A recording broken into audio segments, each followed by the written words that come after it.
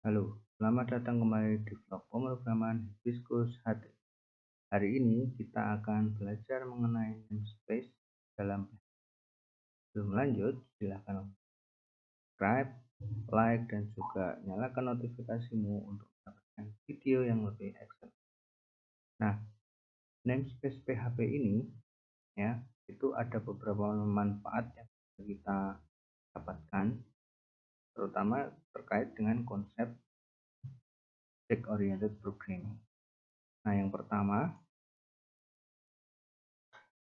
menghindarkan konflik penamaan kelas dan metode.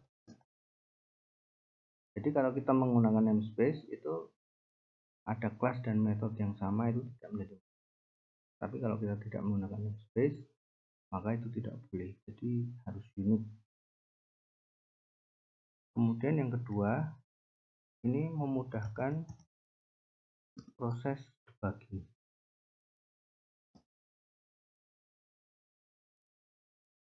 Mengapa begitu? Karena namespace ini filenya terpisah. Ya, jadi setiap namespace itu membawa satu file tersendiri. Sehingga kita kalau mau debugging, mau memperbaiki error itu dan mudah.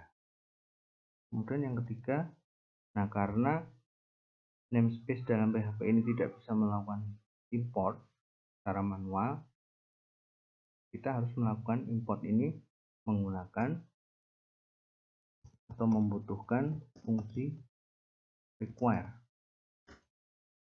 dari PHP. Kemudian namespace dipanggil dengan keyword use. Jadi dalam file yang memanggil namespace itu menggunakan keyword. Seperti yang saya bilang tadi, importnya itu tidak bisa, PHP tidak bisa melakukan import terhadap namespace. Jadi kita harus melakukannya menggunakan fungsi require. Nah, sekarang kita coba lihat. Nah, kita punya 3 file PHP di sini. Yang pertama kita file 3 ini, ya, kita akan menggunakan namespace, misalnya app master. Kemudian di sini ada kelas, misalnya data.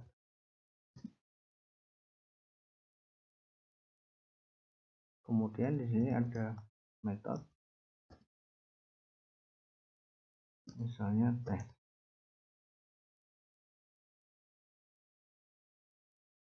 Kemudian di dalam metode test ini kita misalnya mengeluarkan hello world from test. Nah, kemudian di file yang kedua ini kita buat namespace,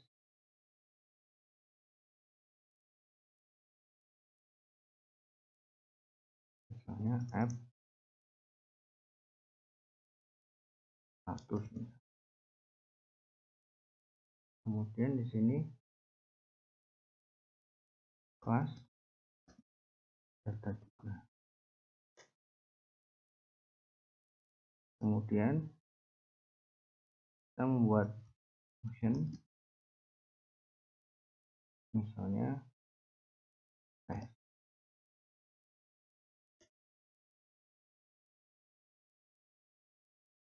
dan mengeluarkan pesan hello world from another test. Nah, di sini kita sudah punya 2 file, ya. Ini kebetulan kelasnya sama, metodenya juga sama, tapi namespace-nya beda. Nah, nanti kita akan coba import dari file 1. Nah, di sini file 1 ini bebas, ya, boleh pakai namespace, boleh tidak. Nanti tergantung, kalau kita pakai namespace maka file 1 ini juga akan dipanggil dari file PHP yang. Nah, di sini kita menggunakan perintah require untuk memanggil file 2 dan memanggil file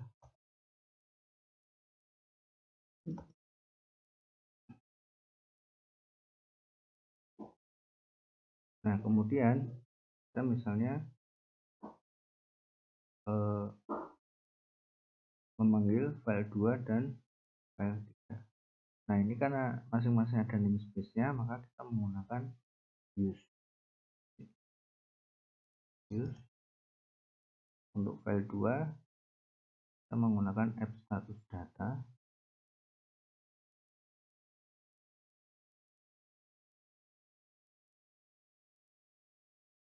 Kemudian untuk file 3 kita menggunakan app master data.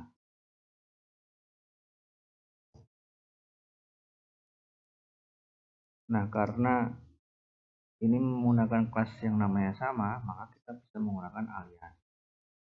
Misalnya datum seperti ini. Kemudian kita bisa panggil, misalnya dt1 sama dengan new data, kemudian dt2 sama dengan new,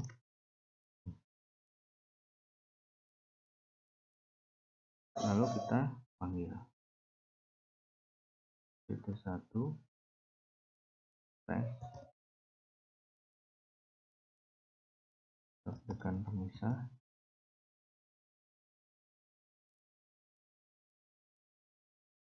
kemudian dt2 test.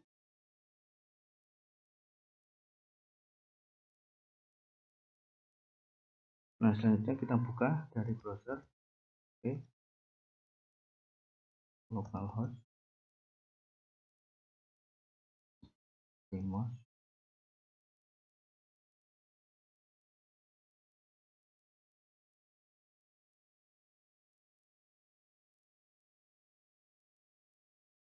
Nah, sekarang muncul ya, nih, hello world from another test, hello world from, sesuai dengan yang tadi kita kerjakan ya. Nih, file 2, file 3. Nah, di file 2 tadi ini kita membuat app status ya, namespace-nya app status, kemudian outputnya adalah hello world from another test. Kemudian di file 3 kita punya namespace app master dengan outputnya hello world from test.